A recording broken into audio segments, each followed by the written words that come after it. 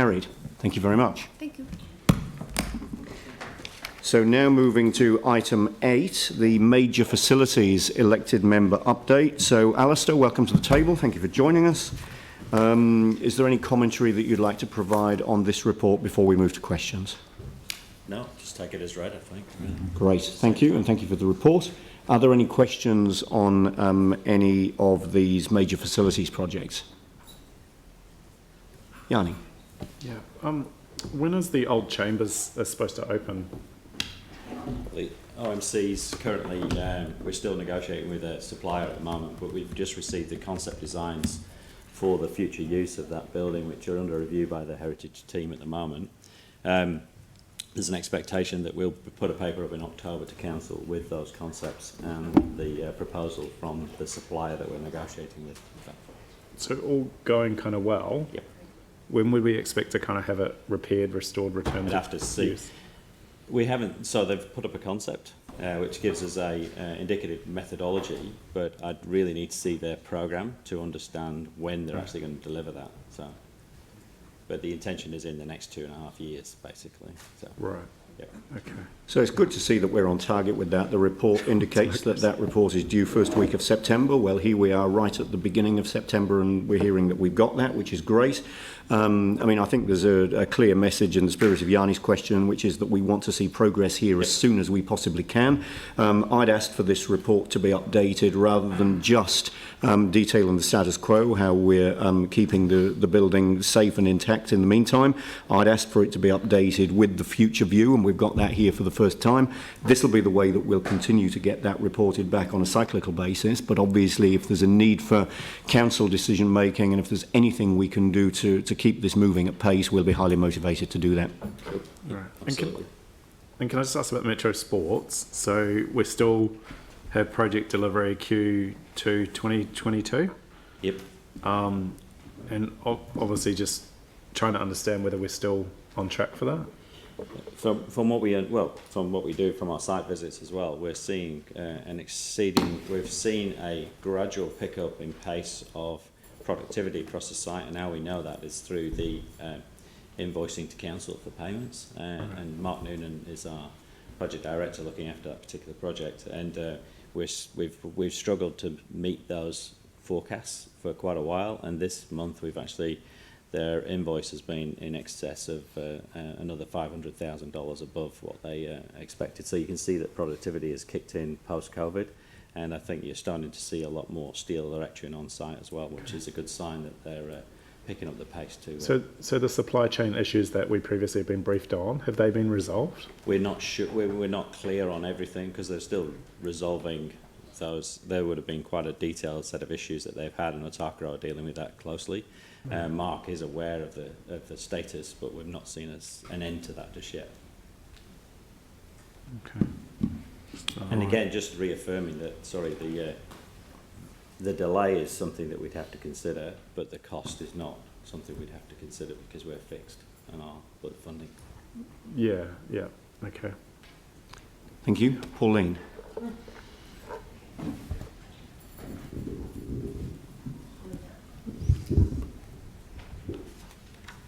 Thank you. And my question is on the square and surrounds. Okay. I'm just wondering, because as we know, concentrating on the south-east corner as well first, and the fact that the Distinction Hotel is in COVID isolation or quarantine, is that going to have an effect or delay on the works there? Because we don't know how long it's going to be there. Well, so obviously we're keeping in touch with MB and Defence Force as well because they're managing the process. So at the minute that's fixed till December, and that doesn't halt our current going to market.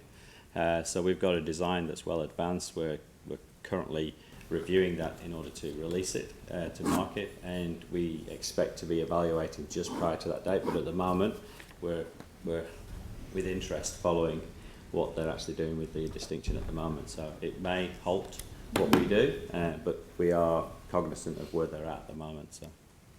It's a big worry, isn't it? So if that does continue on, does that got the outdoor exercise? It will delay the So delivery. will we reprioritise another sector? Yeah, well, we're working in the report I've given you that we're working on stages 3 and 4 as well at the moment in order to ensure that we've got alternates. Yeah. But with the post-COVID environment, the developers in the area are all feeling the pain.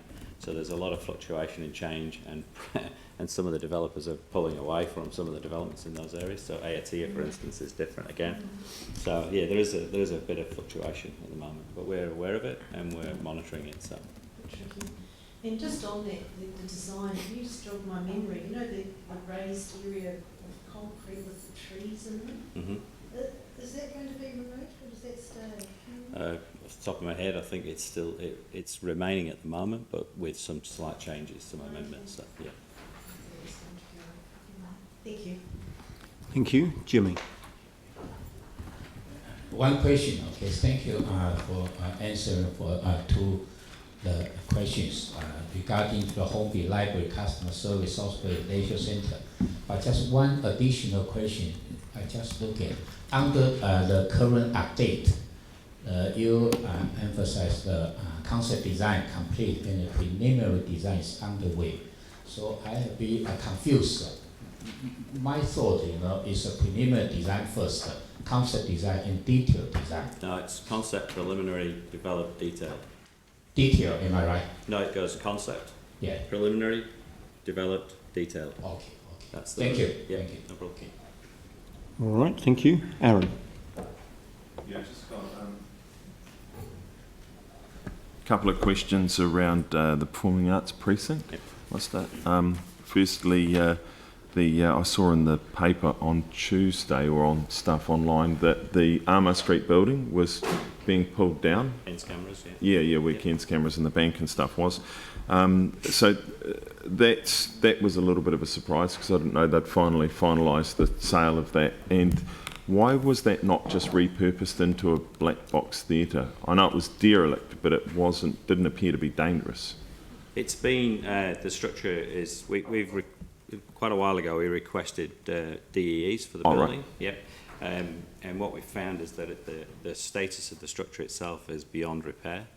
And you wouldn't want to spend the money repairing something that is not basically repairable. So the deal that was struck between Atarakaro and the insurer was about demolishing the building and clearing the site so that we could do what we wanted to do with the site as part and parcel of the precinct development. Right. So what was structurally wrong with it? Because it's just tilt slab sides. Yeah, I couldn't with the tell you lightweight the exact roof. details, but I can attain the information and provide it to you if that's what you want Right. to hear. Right. Yeah, it's surprising because there's no clear cracking or anything in the. If an engineer tells you that the structure is beyond repair, then you've got to take that engineer's advice, really. Okay. And then the other one is just around this. It says here a key milestone was achieved in the agreement of the development of the site. So what is? I mean, can you elaborate on that or not? On the development agreement itself? Yeah. Yeah, so the development agreement is the achievement, the milestone, which is the agreement between Christchurch City Council and the Court Theatre in order to deliver the Court Theatre on the site. So that's changed over time because the originally, and I know this is going to come in about 8 years late, but originally we were giving the 30 odd million to Court Theatre. They were delivering because obviously they have a lot of people that like helping the court. No one seems to like helping the council for free, but the court's a lot different. And they were going to deliver the project, but now that's not the case. And why did that happen? Well, in my tenure at council, I've always been delivering the Court Theatre. I've never had anyone tell me that the Court Theatre were being given $30 million and they were to deliver the Court Theatre. What year did you start, Alison? 2016. 2016, right. So it must have been just before that, did it? Been in a pre-existing business case that was an intention, but... And was that a decision of council, do you know? No, I couldn't tell you. I've only ever known the fact that we would be delivering the Court Theatre. Right, because just talking to a former head of the Court Theatre, he didn't know of it ever being a decision of council, it just happened. So. Brent? Court Theatre, and in the end, the Court Theatre didn't want to deliver it. Right. There's a lot of risk associated with building projects like that. They're a key partner with us. They are part funding it, but the decision was made. The PSG that runs, which is a joint PSG between the council and Court Theatre, that decision was made, and it was endorsed by the Court Theatre Trust. Right, okay, so that was that ever a council decision, or it was just kind of agreed and then they were happy, council was happy, so they just moved on? We have had previous reports through the council and previous briefings. Brett, what I suggest you do is when you come to brief before Christmas, you just do a chronology of what, when and how Decisions. of the decisions, so that Sure. then people can have their That'll be memory helpful. reminded. Yeah, thank you. I was on my sabbatical for part of that, so. But recognising we're not relitigating, you've made decisions at some point in the past. Was a negotiated sabbatical through an election process or something? Yeah. All right, thank you. So thanks for answers to those questions. Are there any further questions on this report? All right, so we've got a set of recommendations in front of us. Sarah, you're happy to move. Pauline's happy to second. Any discussion? All those in favour say aye. Against? That's carried.